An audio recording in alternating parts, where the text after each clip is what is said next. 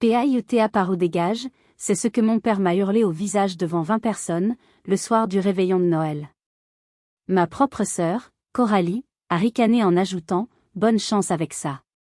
Je n'ai rien dit. J'ai pris mes affaires, je suis partie dans mon appartement secret que personne ne connaissait, et j'ai commencé à tout couper. Ce qu'ils ne savaient pas, c'est que ce n'était pas moi qui partais, c'était leur plan de sauvetage financier qui foutait le camp. Cette soirée n'était pas une fin, c'était le début de la découverte de tous leurs mensonges. Avant que je vous raconte en détail comment une simple phrase a pu faire exploser une vie entière de secrets et de trahisons, j'aimerais savoir d'où vous m'écoutez. Dites-moi dans les commentaires de quelle ville ou de quel pays vous regardez cette vidéo, et quelle heure il est chez vous en ce moment. C'est parti. Je m'appelle Léonie, et j'ai 31 ans. Ce soir-là, tout avait commencé comme tous les autres Noëls. La maison de mon père et de ma belle-mère, Isabelle, nichée au cœur de notre petit village alsacien, croulait sous les décorations. Des guirlandes lumineuses clignotaient à chaque encadrement de porte, le grand sapin trônait près de la cheminée où crépitait un feu joyeux. Une odeur de cannelle, de vin chaud et de pain d'épices flottait dans l'air, un parfum que j'associais autrefois au bonheur. Ce soir-là, il me semblait lourd, presque écœurant, comme une tentative désespérée de masquer autre chose. J'étais en cuisine, en train de glacer les derniers bredels, ces petits gâteaux de Noël que je passais des jours à confectionner selon la recette de ma mère. En passant le doigt sur le glaçage au citron, j'ai pensé à elle. À la promesse que je lui avais faite sur son lit d'hôpital, 10 ans plus tôt. Sa main, si frêle dans la mienne, et sa voix qui n'était plus qu'un souffle. Prends soin de ton père et de ta sœur, Léonie. Ils auront besoin de toi. Promets-le-moi. Je l'avais promis, les larmes aux yeux. Et cette promesse était devenue une cage dorée, les barreaux invisibles qui dictaient chacun de mes choix. J'avais mis de côté mes rêves, mon admission dans cette école de design à Paris, pour rester. Pour être le pilier, la gardienne silencieuse de l'harmonie familiale. Une harmonie qui, je le comprenais maintenant, n'était qu'une illusion que j'étais la seule à entretenir. Dans le salon, les rires fusaient. Surtout celui de Coralie, ma sœur cadette. À 28 ans, elle était le soleil autour duquel toute la famille tournait. Ce soir, elle brillait plus que jamais. Elle venait d'obtenir une promotion importante dans une grande entreprise de Strasbourg et arborait une bague de fiançailles dont le diamant semblait rivaliser avec les lumières du sapin. Son fiancé, issu d'une famille d'industriels de la région, était l'invité d'honneur. Mon père, Gérard, ne le quittait pas des yeux, le torse bombé, le rire sonore. Il avait besoin de cette image de réussite, de cette alliance sociale, pour polir son propre ego. J'étais la technicienne de surface de ce bonheur d'apparat. Le dîner a commencé. J'ai servi la terrine de foie gras que j'avais préparée, j'ai rempli les verres de Gewürztraminer. Je souriais, j'acquiesçais, je répondais aux questions polies des invités qui me demandaient si j'avais, enfin trouvé quelqu'un. Je suis devenue experte dans l'art de l'esquive, du sourire vague. Puis est venu le moment fatidique. Je me suis levée pour débarrasser les assiettes du plat principal. Mon père s'est levé à son tour, faisant teinter son verre. Un silence respectueux s'est installé. Je m'attendais à un toast en l'honneur des fiancés. Mais son regard s'est tourné vers moi, un regard dur, sans chaleur. Léonie, sa voix a claqué comme un coup de fouet. Tu as 31 ans. Ta sœur a réussi, elle va fonder une famille. Et toi? Qu'est-ce que tu fais de ta vie à part vivre sous mon toit? À partir du mois prochain, soit tu paies ta part, une vraie part, soit tu dégages. La violence de ces mots m'a laissé sans voix. 20 paires d'yeux me fixaient. Le temps semblait s'être arrêté. C'est Coralie qui l'a relancé. Avec un petit sourire en coin, elle a murmuré, juste assez fort pour que toute la table entende, « Bonne chance avec ça ». Les rires qui suivirent n'étaient pas seulement dirigés contre moi. Ils brisaient la promesse que j'avais faite à ma mère sur son lit de mort. Le rire a commencé comme une petite vague, incertaine, puis il a enflé. Un rire gêné de la part des voisins, un rire plus franc des cousins, un rire complice du fiancé de Coralie. Ils riaient tous. Et dans ce bruit, je me suis sentie disparaître. Je n'étais plus une personne, j'étais une blague. La chute d'une histoire drôle que je n'avais pas comprise. Je n'ai pas pleuré. Les larmes semblaient s'être asséchées avant même d'avoir pu se former. Une sorte de mécanisme de survie s'est enclenché. J'ai posé la pile d'assiettes que je tenais sur le buffet en chaîne, avec une lenteur infinie. Chaque mouvement était contrôlé, délibéré, pour ne pas trembler, pour ne pas leur donner cette satisfaction. Le bruit de la porcelaine sur le bois a été le seul son qui a brisé le flot des rires. Ma belle-mère, Isabelle, a eu un sursaut de décence. Gérard, vraiment, ce n'est ni le lieu ni le moment. Au contraire, a rétorqué mon père, le visage rouge de vin et de suffisance. C'est le moment parfait pour une prise de conscience. Il me regardait fixement, me défiant de répondre, de faire une scène, de lui donner raison de me traiter ainsi. Je ne lui ai pas donné ce plaisir. J'ai fait le tour de la table, le dos droit, la tête haute. J'ai senti les regards me suivre, curieux de voir la suite du spectacle. J'ai ignoré la main qu'Isabelle a timidement tendue vers moi. J'ai ignoré le regard triomphant de Coralie. Je suis allé directement dans la cuisine, j'ai décroché mon vieux manteau du porte-manteau et je suis revenu dans le salon. En passant devant la porte d'entrée, j'ai jeté un dernier regard à mon père. Il était encore debout, son verre à la main, déjà en train de se tourner vers son futur gendre pour reprendre une conversation. J'étais déjà effacé. Oublié. La porte s'est refermée derrière moi dans un clic qui a sonné comme un point final.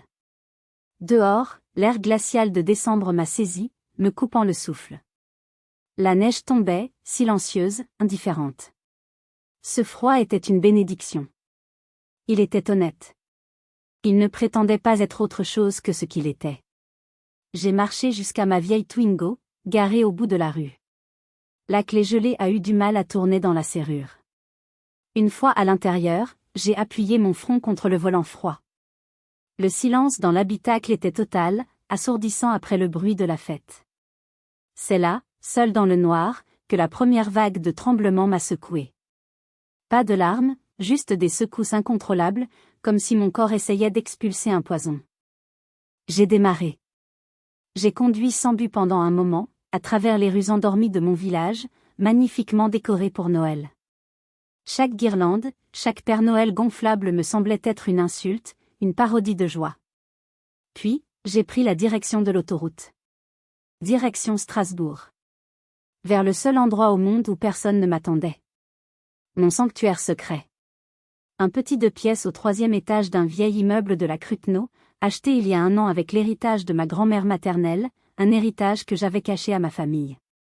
En arrivant devant la porte de mon appartement, alors que je cherchais mes clés, la voix de mon père résonnait encore dans ma tête. Tu es trop sensible. Tu dramatises tout. Et une nouvelle pensée, terrifiante, a surgi, et s'ils avaient raison? Et si j'étais vraiment la personne ingrate et faible qu'ils décrivaient? L'idée de faire demi-tour, de m'excuser, de supplier pour ma place, même la pire des places, m'a traversé l'esprit. C'était la voix de la peur, de l'habitude, de la dépendance affective. Cette nuit-là, j'étais seule avec mes doutes, ne sachant pas que la vraie solitude n'était pas d'être sans eux, mais d'avoir vécu si longtemps avec leurs mensonges. J'ai finalement réussi à ouvrir la porte. L'air à l'intérieur était froid, stagnant, imprégné d'une légère odeur de peinture fraîche. Il n'y avait presque rien. Un matelas posé à même le sol dans un coin, une petite table de camping, une chaise pliante, et des piles de cartons qui contenaient le peu de choses qui m'appartenaient vraiment. C'était un décor de début, ou de fin. Je ne savais pas encore. Je n'ai pas allumé la grande lumière, seulement une petite lampe posée sur un carton. Je me suis assise sur le matelas, enroulée dans mon manteau, et j'ai regardé les murs blancs. Le silence était si total, si différent du silence pesant de la maison de mon père, où chaque non-dit était plus lourd qu'un cri. Ici, le silence était neutre. Il était à moi. Et dans ce silence, les souvenirs ont commencé à affluer, non pas comme une vague, mais comme des éclats de verre pointus qui remontaient à la surface de ma mémoire.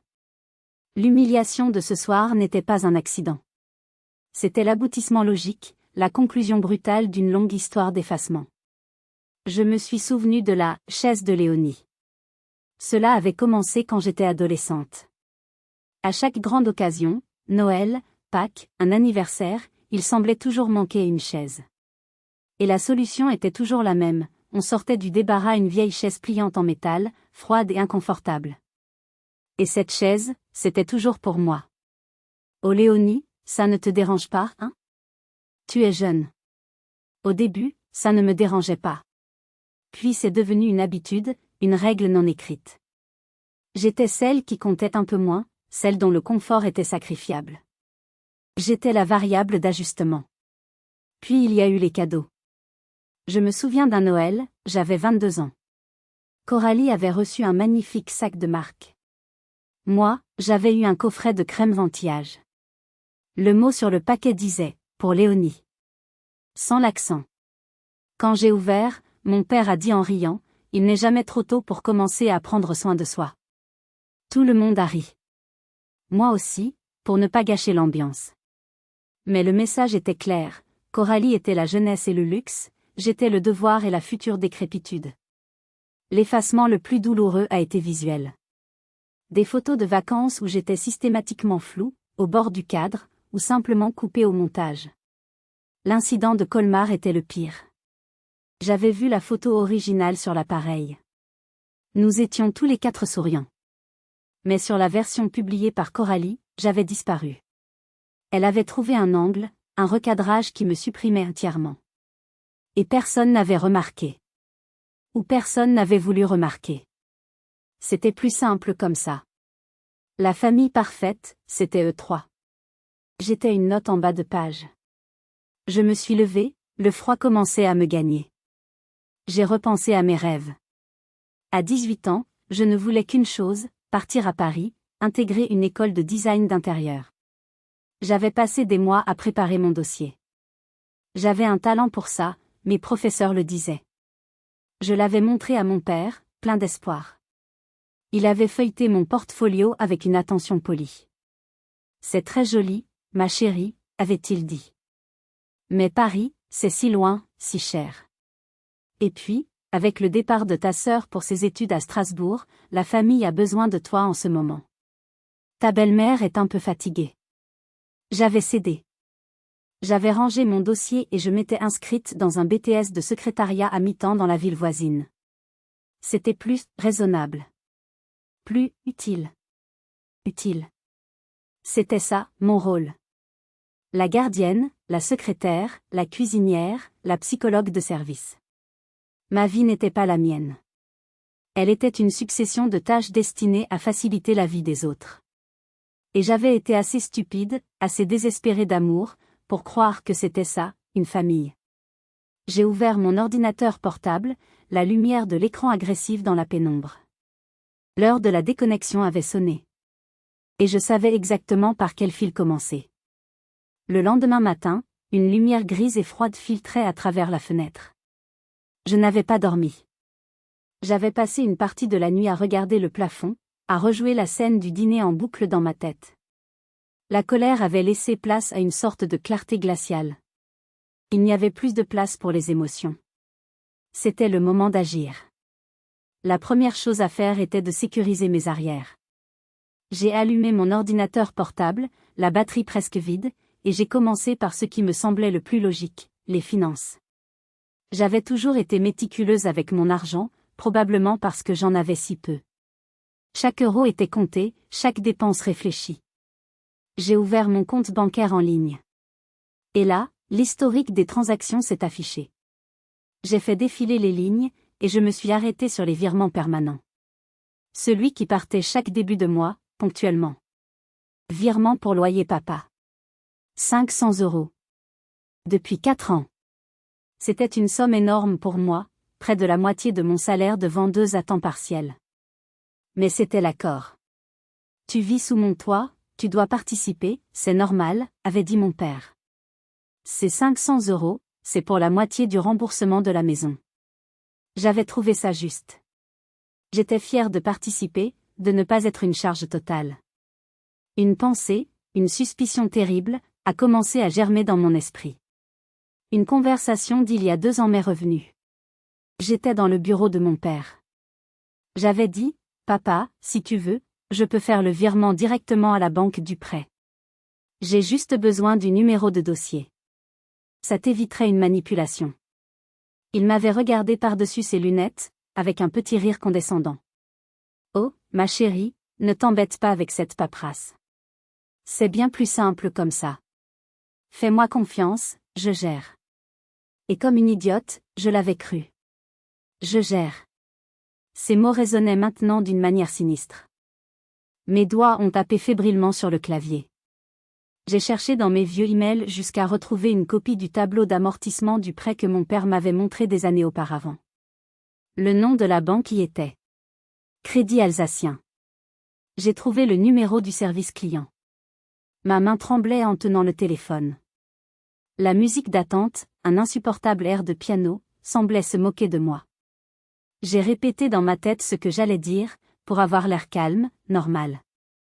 Crédit Alsacien, service des prêts immobiliers, bonjour. La voix de l'homme était jeune et dynamique. J'ai expliqué, la gorge sèche, que j'étais la fille de monsieur Gérard Martin, et que je souhaitais simplement vérifier si les derniers paiements avaient bien été effectués, car mon père était un peu désorganisé. Un petit mensonge pour obtenir une grande vérité.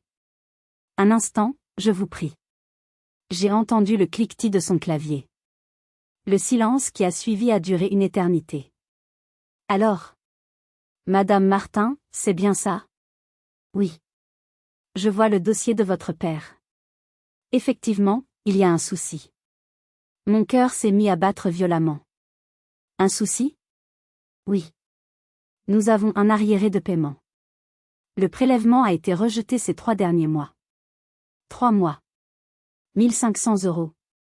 Êtes-vous sûr, ai-je demandé, ma voix n'étant plus qu'un murmure. Absolument, madame. Le dossier est passé en précontentieux. 3 lettres de relance en recommandé ont été envoyées à l'adresse de votre père. Sans réponse. Si la situation n'est pas régularisée sous peu, nous devrons engager une procédure de saisie. Le mot « saisie » a explosé dans ma tête. J'ai bredouillé des remerciements et j'ai raccroché. Je suis resté là, le téléphone à la main, fixant le mur blanc. Il ne s'agissait pas d'une simple humiliation. Il ne s'agissait pas d'un simple manque d'amour. C'était une fraude. Une escroquerie. Pendant des années, il avait empoché mon argent tout en me faisant passer pour une profiteuse. Il ne m'avait pas seulement volé mon argent. Il m'avait volé ma sécurité, ma confiance, et ma dignité. Et alors que je tentais de reprendre mon souffle, une notification par email est apparue sur mon ordinateur, annonçant une trahison encore plus profonde, encore plus personnelle. L'email venait d'un service appelé Crédit Protect, un outil de surveillance de crédit gratuit que j'avais activé il y a des années lors d'une campagne de prévention contre la fraude, et que j'avais totalement oublié. L'objet était écrit en lettres capitales rouges, alerte DE sécurité, nouvelle activité sur votre dossier. Machinalement, presque comme un automate, j'ai cliqué. Le corps du message était bref. Il signalait l'ouverture d'une carte de crédit premium au magasin Printemps Haussmann, le mois précédent. Au nom de Léonie Martin. Ma date de naissance. Mon adresse, l'adresse de la maison de mon père. Un sentiment de déréalisation m'a envahi. C'était impossible. Ça devait être une erreur. J'ai suivi le lien fourni dans l'email. J'ai dû répondre à des questions de sécurité pour prouver mon identité. Quel était le modèle de votre première voiture? Dans quelle rue habitiez-vous en 2010? Des questions auxquelles seul moi, ou quelqu'un de très proche, pouvait répondre. Finalement, j'ai accédé au portail. Et là, sous mes yeux, l'abomination. Une carte de crédit avec un plafond de 10 000 €. Et le solde était déjà de 8 745 €. 8 745 € de dette. À mon nom. Mes yeux ont parcouru la liste des transactions, et chaque ligne était un coup de poignard. Ce n'étaient pas des achats de nécessité. C'était une orgie de consommation. Une robe de soirée Sandro, 350 €. Un week-end pour 2 au prestigieux spa de Baden-Baden, 800 €. Un sac à main Longchamp, le dernier modèle pliage, que j'avais vu en vitrine et trouvé joli, 450 €. Le pire, c'était la dernière transaction, juste avant Noël. Une commande massive de cosmétiques et de parfums chez Chanel, près de 600 €.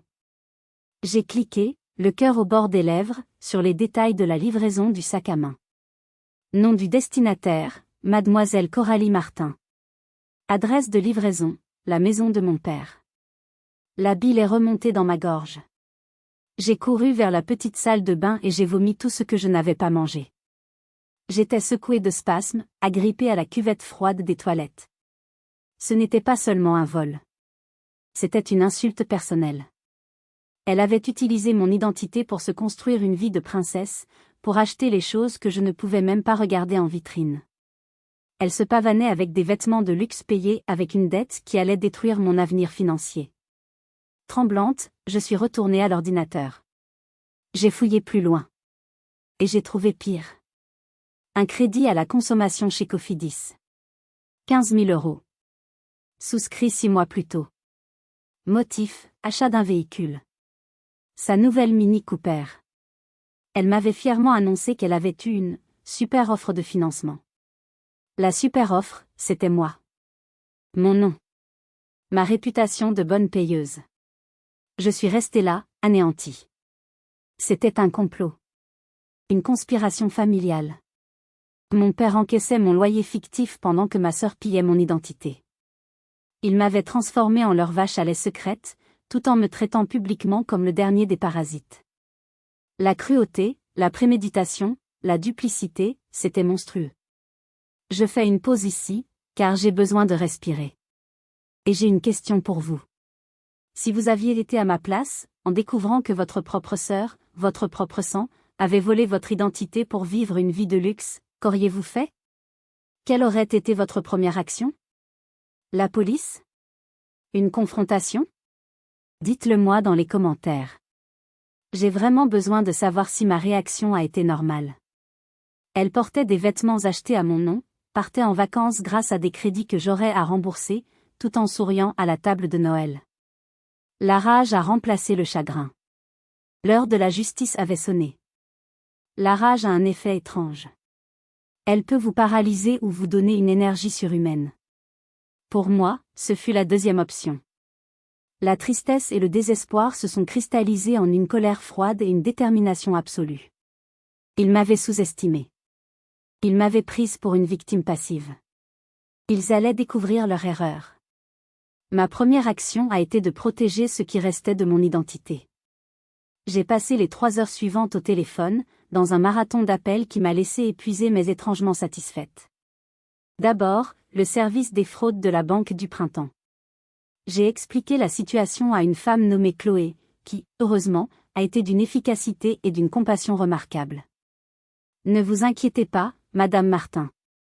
Nous allons bloquer la carte immédiatement et lancer une enquête. Vous n'aurez rien à payer. J'ai senti un poids s'enlever de mes épaules. Ensuite, Cofidis. Ce fut plus compliqué. L'homme au téléphone était plus suspicieux. J'ai dû insister, menacer de porter plainte contre eux pour négligence. Finalement, ils ont accepté de geler le dossier en attendant mon dépôt de plainte officielle à la gendarmerie. Une fois ces brèches colmatées, je suis passé à l'offensive. Mon arme était mon clavier. J'ai ouvert une nouvelle fenêtre de messagerie, et j'ai tapé un email à l'adresse professionnelle de Coralie. Je voulais qu'elle le reçoive là où elle se sentait puissante et intouchable. Objet, fraude et usurpation d'identité. Dossier numéro de dossier de la banque. Coralie, les comptes Printemps et Cofidis ouverts frauduleusement à mon nom ont été signalés. Les services compétents enquêtent. Ceci n'est pas une discussion. C'est une notification. Toute nouvelle activité de ce type entraînera un dépôt de plainte nominatif auprès du procureur de la République de Strasbourg. Léonie. J'ai relu chaque mot. C'était froid, factuel, sans appel. J'ai cliqué sur « Envoyer ». La confirmation de lecture est arrivée 7 minutes plus tard. Pas de réponse. Le silence de la lâcheté. Puis, j'ai entrepris la grande déconnexion. J'étais la plaque tournante de tous les services de la maison. C'était plus simple, que ce soit moi qui gère, disait mon père. J'ai appelé Orange. J'ai expliqué que je déménageais et que je résiliais la ligne Internet et le forfait mobile de ma sœur, qui était un forfait secondaire sur mon contrat. La résiliation sera effective sous 24 heures, madame. Parfait. J'ai appelé EDF. J'ai demandé à ce que mon nom soit retiré du contrat, laissant mon père et ma belle-mère comme seuls titulaires. Idem pour la compagnie des eaux. Le coup de grâce fut symbolique. Notre compte Netflix familial. C'était moi qui payais, bien sûr. J'ai ouvert l'application. J'ai vu le profil de Coralie, Reine Cora. J'ai cliqué sur « Gérer les profils ». J'ai supprimé son profil, celui de mon père, celui de ma belle-mère. Puis, dans les paramètres, j'ai cliqué sur le gros bouton rouge « Annuler l'abonnement ». 1 heure plus tard, mon téléphone a vibré. WhatsApp. Coralie. Léo, y a plus de Wi-Fi et Netflix marche plus. C'est quoi ce bordel? T'as pas payé les factures ou quoi? Règle ça. L'audace. L'arrogance. Pas un mot sur mon email. Elle continuait de me traiter comme sa servante. J'ai respiré profondément. J'ai tapé ma réponse. Bonjour Coralie. Comme papa me l'a si gentiment demandé, je suis en train de dégager. Cela inclut toutes les responsabilités financières que j'assumais pour vous. Je te suggère de te prendre un abonnement à ton nom. Bonne chance avec ça. J'ai copié-collé sa propre phrase cruelle. Les 2 coches sont devenues bleues. Elle a commencé à écrire, puis s'est arrêtée. Aucune réponse n'est venue. Pour la première fois depuis des années, leur silence ne me faisait pas sentir invisible. Il me faisait sentir libre et puissante. Mais je savais qu'un animal acculé, surtout un animal aussi narcissique que ma sœur, ne reste pas silencieux longtemps. Le silence a duré 3 jours. Un silence de mort, lourd de menaces. Je n'étais pas dupe. Ce n'était pas de la résignation. C'était le calme avant la tempête. Je me suis préparée. J'ai commencé à organiser mes preuves dans des dossiers sur mon ordinateur. Chaque email, chaque relevé, chaque capture d'écran était soigneusement classée. Je bâtissais ma forteresse. La contre-attaque n'est pas venue de front. Elle a été bien plus vicieuse, plus insidieuse. Le jeudi matin, mon téléphone a sonné. C'était Sylvie, mon ancienne collègue de la boulangerie du village. C'est une femme simple et bonne, une de ces personnes qui connaissent tout le monde et qui ont le cœur sur la main. Allô, Léonie? C'est Sylvie. Je te dérange pas? Sa voix était hésitante, chargée d'une préoccupation que je ne lui connaissais pas. Non, pas du tout Sylvie, ça va? Oui, enfin non. Écoute, je suis embêtée de t'appeler pour ça, mais je crois que tu dois savoir. Ta sœur est passée ce matin. Mon estomac s'est noué. Je me suis assise sur le bord de mon matelas. Elle a pris un café, elle a discuté avec Madame Schmidt et 2 ou 3 autres clientes. Et, elle a parlé de toi. Beaucoup. Un silence. Je pouvais presque entendre la gêne de Sylvie à travers le téléphone. Qu'est-ce qu'elle a dit, ai-je demandé, ma voix plus faible que je ne l'aurais voulu. Sylvie a pris une profonde inspiration. Elle a raconté, oh, Léonie, c'était terrible. Elle a raconté que tu avais fait une grosse crise de nerfs le soir de Noël.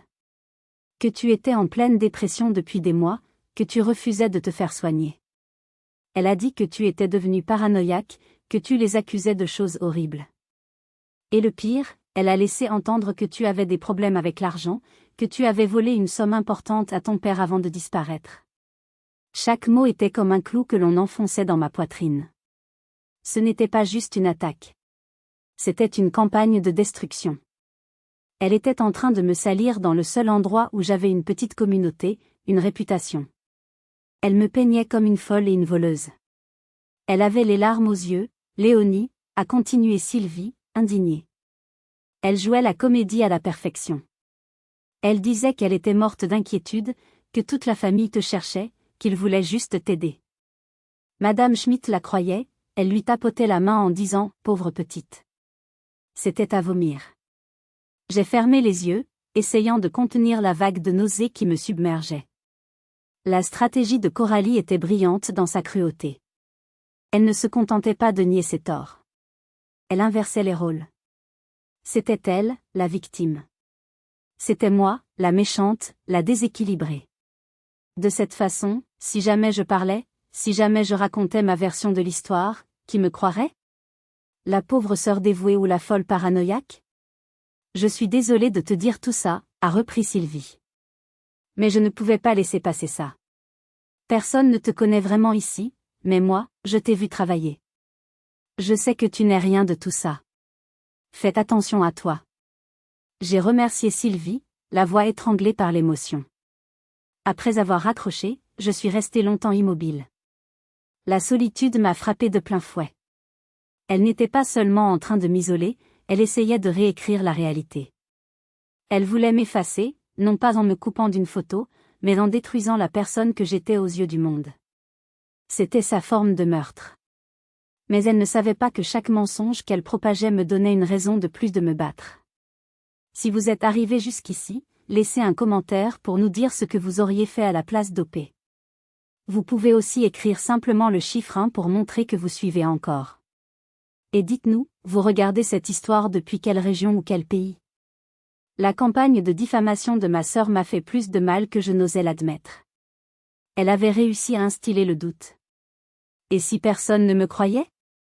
Et si j'étais vraiment seule? J'ai passé les jours suivants dans un état de semi-léthargie, sortant uniquement pour faire quelques courses, la tête basse, craignant de croiser un regard de pitié ou de mépris. Le samedi après-midi, la sonnette de mon interphone a retenti, me faisant sursauter. Mon cœur s'est emballé. Personne n'était censé connaître mon adresse, et encore moins mon nom sur l'interphone. J'ai appuyé sur le bouton de la caméra, les mains moites. Le visage de mon père est apparu sur le petit écran en noir et blanc, déformé et sinistre. La panique m'a saisi. Comment m'avait-il trouvé? Avait-il fouillé dans mes affaires?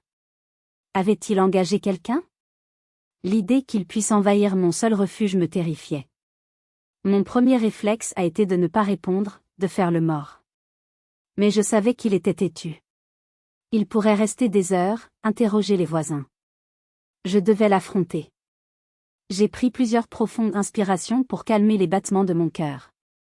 J'ai ouvert la porte de mon appartement, mais j'ai laissé la chaîne de sécurité en place. Un rempart dérisoire, mais symbolique. Quand il est arrivé sur mon palier, j'ai été frappé par son apparence. Il ne portait pas son costume habituel d'homme d'affaires respectable. Il avait mis un vieux pull usé, son visage n'était pas rasé, ses cheveux en désordre. Il avait l'air vaincu. C'était un costume, je le savais. Un rôle qu'il avait choisi pour l'occasion, celui du père brisé. Léonie. Sa voix était un murmure rauque. Dieu merci, je t'ai trouvé. J'étais si inquiet. Je suis restée silencieuse, agrippée au battant de la porte. Laisse-moi entrer, ma chérie. Juste 5 minutes. S'il te plaît. Non, ai-je dit, ma voix plus stable que je ne l'aurais cru. Dis ce que tu as à dire d'ici. Il a poussé un profond soupir, une performance de tristesse. Il s'est appuyé contre le mur, comme si ses jambes peinaient à le soutenir. Ta sœur est au plus mal. Elle ne mange plus, elle ne dort plus. Elle s'en veut terriblement pour ce qui s'est passé à Noël. C'était une mauvaise blague, Léonie, ça a dépassé sa pensée. Et moi, j'ai été un idiot. J'étais stressée, j'ai bu un peu trop. J'ai dit des choses horribles. Pardonne-moi. Les mots étaient là. Pardonne-moi. Mais ils sonnaient faux, creux. C'était une formule apprise, pas un sentiment sincère. Et l'argent du prêt? C'était une blague aussi, ai-je demandé froidement. Il a eu un mouvement de recul, surpris par mon attaque directe. L'argent. Oh ça? C'était une erreur de la banque, un problème administratif. C'est réglé, ne t'inquiète pas pour ça. Un mensonge. Un mensonge éhonté, droit dans les yeux. Il a vu qu'il ne me convainquait pas, alors il a sorti l'artillerie lourde. L'anniversaire de la mort de ta mère, c'est la semaine prochaine, a-t-il dit, la voix soudainement tremblante. Tu te souviens de ce qu'elle disait toujours? La famille, c'est tout ce qui compte. Elle aurait le cœur brisé de nous voir comme ça, déchirés. Reviens à la maison, Léonie.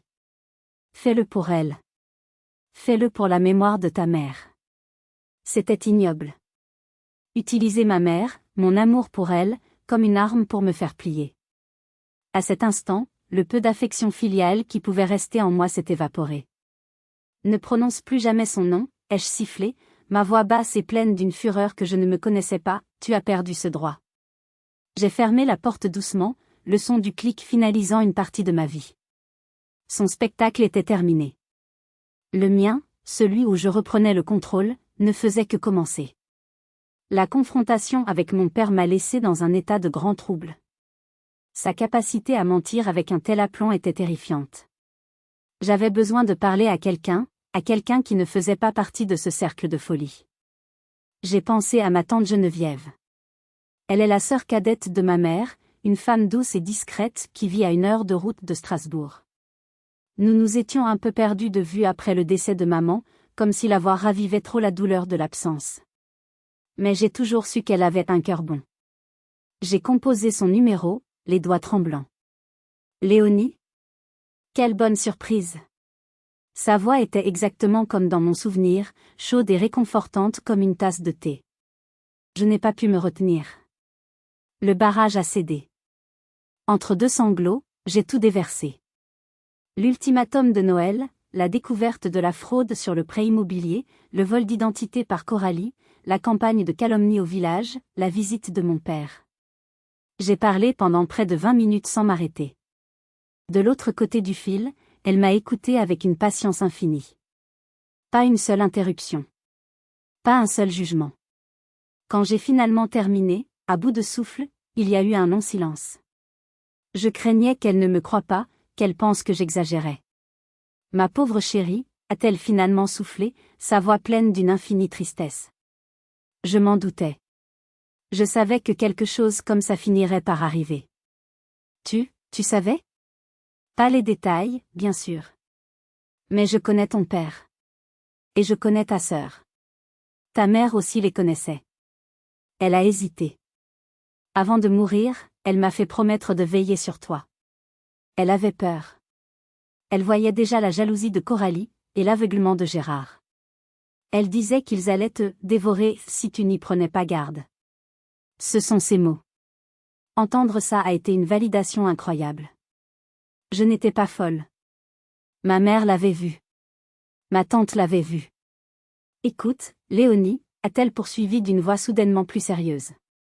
Il y a quelque chose que je dois te donner. Je ne savais pas si c'était une bonne idée de m'en mêler, mais maintenant, je n'ai plus le choix. Je peux passer te voir demain? Le lendemain, elle est arrivée avec un kouglof fait maison et un thermos de café. Nous nous sommes assises sur les cartons dans mon salon improvisé. Après avoir discuté un peu, elle a sorti de son sac une petite clé USB. Coralie m'a demandé de l'aide pour monter une vidéo pour sa fête de fiançailles, a-t-elle expliqué. Elle voulait un montage avec de vieilles photos. Elle m'a donné accès à son cloud. En cherchant, je suis tombée sur un dossier un peu étrange, nommé Brouillon. J'ai été curieuse. J'ai trouvé ça. Elle a branché la clé USB sur mon ordinateur. Une seule vidéo est apparue. J'ai cliqué dessus. C'était filmé lors de la dernière fête d'anniversaire de mon père. La qualité était mauvaise, mais le son était clair. Coralie était assise avec son fiancé et un autre couple. On entendait l'ami de son fiancé demander « Et ta grande sœur, Léonie, elle est sympa ?» On ne la voit pas beaucoup. Coralie a eu un petit rire aigu et méprisant. « Oh, Léonie. Elle est spéciale. Disons qu'elle est notre filet de sécurité. Le plan de secours de papa. C'est notre fonds d'urgence sur pattes. On la garde sous la main, c'est pratique. Elle est tellement dévouée, elle ne dit jamais non. » Son fiancé a ri. Et mon père, qui passait juste derrière à ce moment-là, a entendu, a souri, et a levé son verre en direction de Coralie, un clin d'œil complice.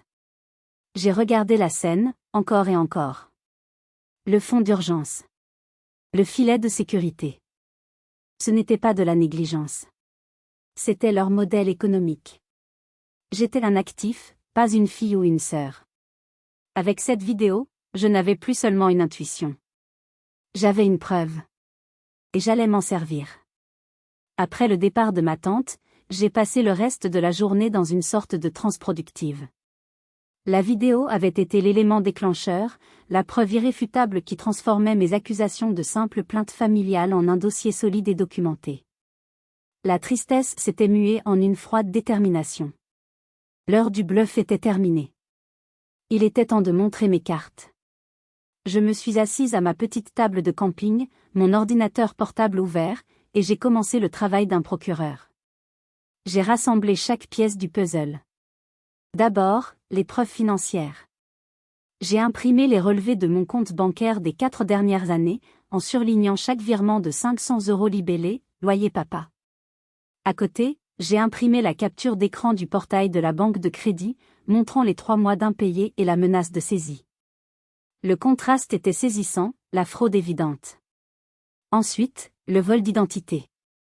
J'ai imprimé la totalité des relevés de la carte printemps. Chaque ligne, chaque achat de luxe, chaque week-end au spa. J'ai entouré en rouge les informations de livraison au nom de Coralie. J'ai ajouté le contrat du Crédit Cofidis, avec ma signature imitée de manière grossière. Puis, la diffamation. J'ai retranscrit mot pour mot le témoignage de mon ancienne collègue Sylvie. Date, heure, lieu, personne présente. J'ai ajouté les captures d'écran des rares messages de soutien que j'avais reçus, de personnes confirmant avoir entendu les rumeurs. Enfin, le coup de grâce. J'ai mis le fichier vidéo de ma tante sur une clé USB. Et j'ai retranscrit la conversation, en nommant chaque participant. Coralie Martin, elle est notre fond d'urgence sur pattes. Gérard Martin, sourire et clin d'œil approbateur. J'ai fait 3 copies de ce dossier macabre. J'ai tout rangé dans 3 grandes enveloppes Kraft. Elles étaient lourdes, denses. C'était le poids de 10 ans de mensonges et de manipulation. Vers 14 heures, j'ai pris la route. Le trajet jusqu'au village s'est fait dans un silence total. Pas de musique. Juste le bruit des pneus sur l'asphalte. Je n'étais pas nerveuse. Je n'étais pas en colère. J'étais vide, mais d'un vide puissant. J'étais un instrument de la vérité. Je me suis garée devant la maison. La même voiture que mon père avait utilisée pour venir me supplier était garée dans l'allée. J'ai gravi les quelques marches du perron. La porte n'était pas verrouillée. Je suis entrée sans frapper. Le silence m'a accueilli. Puis j'ai entendu des voix venant de la cuisine. Ils étaient là, tous les 3. Attablés. Coralie montrait quelque chose sur son téléphone à ma belle-mère. Mon père lisait le journal. Une scène de famille paisible. Un mensonge vivant. Ils ont levé la tête en même temps. La surprise s'est peinte sur leur visage, rapidement remplacée par de l'hostilité. « Qu'est-ce que tu fais encore ici ?» a craché Coralie. Je ne lui ai pas répondu. Je me suis avancée vers la grande table en bois, celle où tant d'humiliation s'était jouée. J'ai posé les 3 enveloppes, une devant chaque place. Le bruit mat du papier a fait sursauter Isabelle. « Qu'est-ce que c'est que cette comédie ?» a grondé mon père en repliant son journal. « Ce n'est pas une comédie, » ai-je dit, ma voix étonnamment calme. « C'est un bilan. Lisez. » Mon père, impatient, a déchiré la sienne. Coralie a ouvert la sienne avec une méfiance non dissimulée. Leurs yeux parcouraient les pages, de plus en plus vite. J'ai observé leur réaction, comme un scientifique observe une expérience. Le teint de mon père est passé du rouge à un gris cireux. Les mains d'Isabelle se sont mises à trembler. Coralie est devenue livide. Elle a laissé tomber les feuilles. Mais, c'est ridicule. Cette vidéo, c'est une blague entre nous. Tu déformes tout. J'ai soutenu son regard. Ah oui? Et la dette de presque 9 000 € sur la carte printemps à mon nom, c'est une blague aussi? La signature imitée sur le contrat Cofidis, c'est de l'humour? Le silence qui a suivi était total. Un silence de défaite. Je me suis reculée. J'ai les originaux. J'ai des copies numériques dans un cloud sécurisé. Et ma tante Geneviève a une copie de tout. Si je reçois un seul appel de plus, un seul message, si j'entends la moindre rumeur, si une nouvelle fraude apparaît, ce dossier partira simultanément à la gendarmerie, au procureur, et au service des ressources humaines de ton entreprise, Coralie. Je me demande ce qu'ils penseront de leur nouvel cadre supérieur. Je suis partie, laissant derrière moi les ruines de leur royaume de mensonges. J'étais enfin, complètement, libre. Mais une dernière découverte, la plus douloureuse et la plus libératrice de toutes, m'attendait à la maison. Le retour à Strasbourg s'est fait dans un état second. J'avais l'impression de flotter. La confrontation ne m'avait pas apporté de joie, ni même de satisfaction. Juste un immense vide. Un chapitre de ma vie venait de se clore, de la manière la plus brutale qui soit. J'étais épuisé, vidé de toute émotion. En rentrant dans mon appartement, mon regard s'est posé sur le dernier carton. Celui que j'avais remonté du grenier de la maison familiale, rempli de mes souvenirs d'adolescente. Je l'avais gardé pour la fin, comme pour repousser le moment de faire face à la personne que j'avais été, à la jeune fille pleine de rêves que j'avais laissée derrière moi. Ce soir, je me sentais prête. Je me suis assise par terre et j'ai soulevé les rabats poussiéreux. Une vague d'odeur de vieux papier et de souvenirs m'a enveloppée. À l'intérieur, toute ma vie d'avant, mes bulletins de notes impeccables, des photos de classe où je souriais timidement, mon journal intime de lycéenne, et mon diplôme du baccalauréat, mention très bien. J'avais été une bonne élève. J'avais travaillé dur. Pourquoi? Pour devenir un « fonds d'urgence » ? En retirant une pile de cahiers, j'ai senti quelque chose de rigide au fond. Une grande enveloppe Kraft, jaunie, presque cassante. Mon nom et mon adresse de l'époque étaient inscrits dessus, à la machine à écrire. Le cachet de la poste indiquait « Paris, avril 2011 ». Intriguée, je l'ai ouverte avec précaution. Le papier à l'intérieur était épais, de qualité. En haut, le logo de l'École nationale supérieure d'architecture de Paris-Belleville. Mon cœur a raté un battement. J'ai lu les premières lignes. Chère mademoiselle Martin, suite à l'examen de votre dossier de candidature, nous avons le très grand plaisir de vous informer de votre admission au sein de notre établissement pour la rentrée de septembre 2011. J'ai dû relire la phrase 3 fois. J'avais été acceptée. Dans l'école de mes rêves. Mais ce n'était pas tout. Je lisais plus loin. De plus, au vu de l'excellence de vos résultats académiques et de la qualité de votre portfolio, le jury a décidé de vous octroyer une bourse d'excellence couvrant l'intégralité de vos frais de scolarité pour la durée de vos études, ainsi qu'une allocation de logement. La lettre est tombée de mes mains. Un songe. C'était un songe. Ce n'était pas possible. Je n'avais jamais reçu cette lettre. J'avais attendu des semaines, guettant le facteur, pour finalement conclure que mon dossier n'avait pas été retenu. J'avais pleuré pendant une semaine, persuadée que je n'étais pas assez bonne. Mon cerveau a refusé de fonctionner. Pourquoi? Comment? Et puis, je l'ai vu. Le petit post-it jaune, collé au dos de l'enveloppe. Quelques mots, griffonnés de l'écriture rapide et anguleuse de mon père. Il faut qu'elle reste à la maison. La famille a besoin d'elle. Un cri silencieux s'est étranglé dans ma gorge. C'était lui. Il m'avait volé ça aussi. Il avait intercepté le courrier. Il avait vu mon rêve se réaliser et il l'avait détruit. Il avait pris mon avenir, mon talent, mon potentiel, et il l'avait enfermé dans une boîte en carton pour le laisser pourrir dans un grenier. Pour sa propre convenance. Pour ne pas perdre sa domestique. La douleur était physique. Une brûlure dans ma poitrine, si intense que j'ai cru que j'allais mourir. C'était la trahison ultime.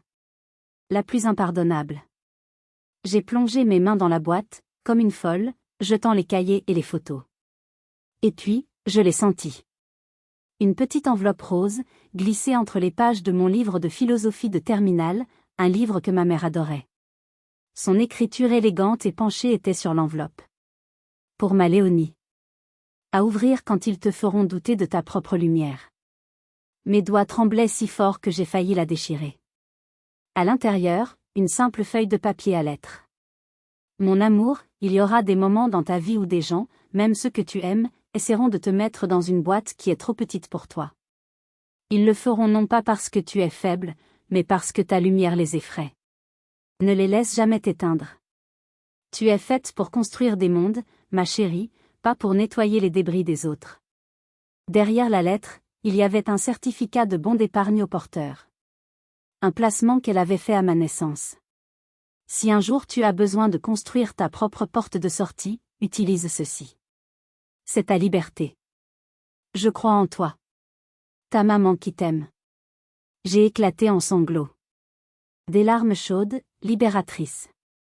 Des larmes de chagrin pour la vie qui m'avait été volée, mais aussi des larmes de gratitude infinie pour cette mère qui m'avait connu mieux que personne, et qui, même par-delà la mort, venait de me donner la force de me relever.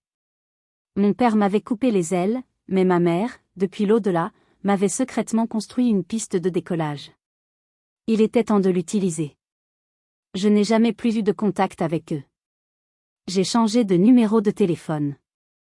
J'ai bloqué leur profil sur les rares réseaux sociaux où j'étais.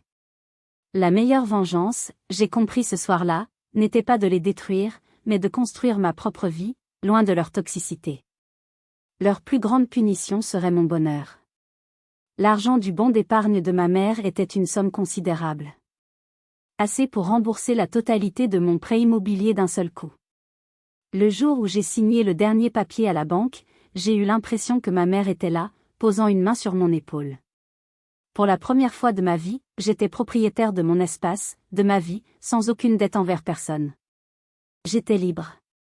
Ma tante Geneviève m'a appelé quelques semaines plus tard. Elle m'a dit, avec une certaine gêne, que la maison de mon enfance était en vente. Que mon père et ma belle-mère déménageaient dans un appartement plus petit. Que le fiancé de Coralie avait rompu les fiançailles, après que des « rumeurs désagréables » aient commencé à circuler. Je n'ai ressenti aucune joie. Juste une triste confirmation que les édifices construits sur des mensonges finissent toujours par s'écrouler. La colère et la douleur se sont lentement estompées, laissant place à autre chose. Un espace vide à remplir. Que allais-je faire de cette liberté toute neuve? La réponse est venue simplement, naturellement. J'ai ressorti mes vieux carnets de croquis. J'ai acheté des livres d'architecture, de design. Et je me suis inscrite à des cours du soir. Pas dans une grande école parisienne, mais dans une bonne formation à Strasbourg. Je n'essayais plus de rattraper le passé. Je construisais un nouvel avenir, à mon propre rythme. C'est dans ce cours que j'ai rencontré Martine. Une femme discrète de la cinquantaine, qui venait là pour s'occuper l'esprit. Un soir, autour d'un café, elle m'a raconté son histoire. Une histoire de manipulation financière par son propre fils, qui la culpabilisait pour lui soutirer de l'argent. Elle était épuisée, honteuse, et ne savait pas comment s'en sortir. Ce soir-là, je lui ai parlé. Je ne lui ai pas raconté tous les détails sordides de ma propre histoire, mais je lui ai dit l'essentiel, qu'elle n'était pas seule, qu'elle n'était pas folle, et qu'elle avait le droit de se protéger. Je lui ai donné le numéro d'une association d'aide aux victimes. Je lui ai expliqué comment documenter les choses, comment poser des limites. Je lui ai simplement transmis ce que j'avais appris dans la douleur. Voir la petite lueur d'espoir se rallumer dans ses yeux a été plus gratifiant que n'importe quel diplôme. J'avais trouvé ma voie. Non pas en construisant des maisons, mais en aidant les autres à reconstruire la leur, de l'intérieur. Aujourd'hui, mon histoire s'achève ici. Ou plutôt, elle commence. Elle commence sur cette page blanche, dans mon appartement que je décore peu à peu, avec des plans et des couleurs qui sont les miens. Parfois, pour se retrouver, il faut accepter de perdre ceux que l'on croyait être sa famille. Il faut accepter de fermer un chapitre pour pouvoir enfin écrire le sien. Et vous, avez-vous déjà dû vous éloigner de votre famille pour protéger votre paix? Avez-vous dû réécrire votre propre histoire, contre vent et marée? Racontez-nous dans les commentaires. Votre expérience, vos mots, pourraient être la bouée de sauvetage que quelqu'un d'autre cherche en ce moment même. Si cette histoire a résonné en vous, si elle a touché quelque chose de vrai, n'oubliez pas de laisser un pouce bleu, de vous abonner à la chaîne et d'activer la cloche des notifications pour ne manquer aucune de nos prochaines histoires de vie, de résilience et de courage. Merci de m'avoir écouté jusqu'au bout.